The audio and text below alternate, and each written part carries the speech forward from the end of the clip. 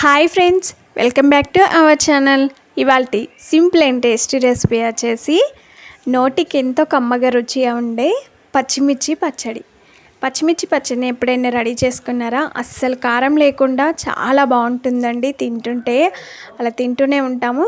మరి ఈ simple and tasty పచ్చిమిర్చి పల్లి పచ్చడిని ఎలా రెడీ చేసుకోవాలి, దాని ప్రాసెస్ ఏంటని చూసేద్దాము. ముందుగా ఈ పచ్చిమిర్చి పల్లి పచ్చడి రెడీ చేసుకోవడానికి కావాల్సిన మెయిన్ ఇంగ్రీడియంట్స్ని అయితే నేను ఇలా ప్లేట్లోకి తీసుకున్నాను. చూడండి, 1 కప్పు వరకు పల్లీలు, అలాగే పచ్చిమిర్చి, కొంచెం చింతపండు, అలాగే కొంచెం కొత్తిమీర అండి. ఇవి ఉంటే చాలు, చాలా రుచిగా టేస్టీగా ఈ పచ్చడిని అయితే ఈజీగా రెడీ చేసుకోవచ్చు. ముందుగా స్టవ్ పైన ఒక బాండి పెట్టుకొని అందులో తీసుకున్న 1 కప్పు పల్లీలని దోరగా వేయించుకోవాలి. పచ్చివాసన పోయేంత వరకు బాగా వేయించుకోవాలి. ఇలా పచ్చివాసన పోయేంత వరకు వేయించుకున్న ఈ పల్లీలని వేరొక ప్లేట్లోకి తీసుకోవాలి. తర్వాత అదే బాండిని స్టవ్ పైన పెట్టుకొని ఇందులో 2-3 స్పూన్ల వరకు నూనె పోయాలి. నూనె వేడిన తర్వాత 1 పావు టీ స్పూన్ కంటే తక్కువ మెంతులు వేసుకోవాలి. అలాగే 2 స్పూన్ల వరకు పచ్చి శనగపప్పు, 2 స్పూన్ల వరకు పచ్చి మినపప్పు వేసుకోవాలి. నేను ఇక్కడ చిన్న స్పూన్తో 2 స్పూన్లు తీసుకున్నాను. ఇవి కూడా పచ్చివాసన పోయేంత వరకు ఆయిల్లో బాగా వేయించుకోవాలి. పప్పులు కొంచెం వేగిన తర్వాత ఇందులో పచ్చిమిర్చిని శుభ్రంగా కడిగి తొడిమెలు కట్ చేసి ఈ విధంగా ముక్కలుగా కట్ చేసి వేసుకోవాలి. బాగా వేయించుకోవాలి. ఆయిల్లో పచ్చిమిర్చిని ఎంత బాగా వేయించుకుంటే పచ్చడి అంత రుచిగా ఉంటుంది. మధ్య మధ్య కలుపుతూ వేయించుకోవాలి. కొద్దిసేపు అయిన తర్వాత చూడండి ఫ్రెండ్స్, ఇక్కడ పచ్చిమిర్చితో పాటు మనం వేసుకున్న పప్పులు కూడా బాగా వేగిపోయాయి. పచ్చిమిర్చి ఈ విధంగా వేయించుకున్న తర్వాత ఇందులో 2-3 రెమ్మల కరివేపాకు వేసుకోవాలి. ఒక చిన్న సైజు కట్ట కొత్తిమీరను కూడా వేసుకొని ఇది కూడా పచ్చివాసన పోయేంత వరకు బాగా వేయించుకోవాలి. కొత్తిమీరని శుభ్రంగా కడిగి కాడలతో సహా వేసుకోవాలి. ఇవి కూడా పచ్చివాసన పోయేంత వరకు బాగా వేయించుకోవాలి. ఈ కరివేపాకు కొత్తిమీర కొంచెం ఫ్రై అయిన తర్వాత ఇందులో 8 నుండి 10 వరకు వెల్లుల్లి రెబ్బలు పొట్టు తీసి వేసుకోవాలి. 1/2 టీ స్పూన్ వరకు జీలకర్ర వేసుకొని ఇది కూడా పచ్చివాసన పోయేంత వరకు కొద్దిసేపు వేయించుకోవాలి.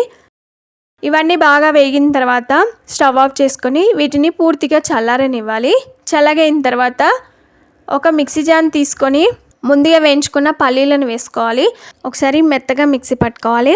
ఇలా మెత్తని పౌడర్లాగా మిక్సీ పట్టిన తర్వాత ఇందులో మనం వేయించి పెట్టుకున్న పచ్చిమిర్చి, కొత్తిమీర అన్నిటిని కూడా ఇందులో వేసుకోవాలి. పప్పులతో సహా మిక్సీలోకి వేసుకున్న తర్వాత ఇందులో 1 స్పూన్ వరకు లావు ఉప్పు వేసుకోవాలి. మీరు కావాలనుకుంటే సన్న ఉప్పు అయినా వేసుకోవచ్చు. ఈ పచ్చడి రెడీ చేసుకునే ముందే పెద్ద నిమ్మకాయ సైజ్ అంతా చింతపండుని నానబెట్టి పెట్టుకోవాలి. చింతపండుని శుభ్రంగా కడిగి ముందే నానబెట్టి పెట్టుకోండి. అలా నానబెట్టి పెట్టుకున్న ఈ చింతపండుని మిక్సీలోకి వేసిన తర్వాత చింతపండు నానబెట్టుకున్న నీళ్ళని కొన్నిటిని పోసుకొని మిక్సీపై మూత పెట్టి మనం వేసుకున్న పప్పు దినుసులు ఇవన్నీ కూడా మెత్తగా నలిగేంత వరకు మిక్సీ పట్టుకున్న తర్వాత దీన్నంతా కూడా సర్వింగ్ ప్లేట్లోకి తీసుకోవాలి. తర్వాత ఇందులోకి పోపు రెడీ చేసుకోవాలి. చూడండి, పచ్చడి ఎంత బాగా వచ్చిందో కదా కలర్ఫుల్గా.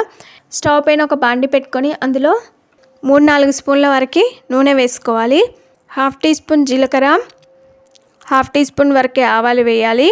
అవి చిటపట్లు ఆడేటప్పుడు ఒక 3-4 వెల్లుల్లి రెబ్బల్ని కచ్చపచ్చగా దంచి వేసుకోవాలి.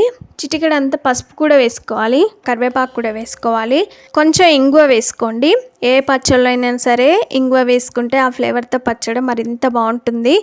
ఇప్పుడు ఈ పోపుని అంతా కూడా పచ్చళ్ళలోకి వేసుకొని ఒకసారి అంతా కలుపుకొని సర్వ్ చేసుకుంటే అంతేనండి.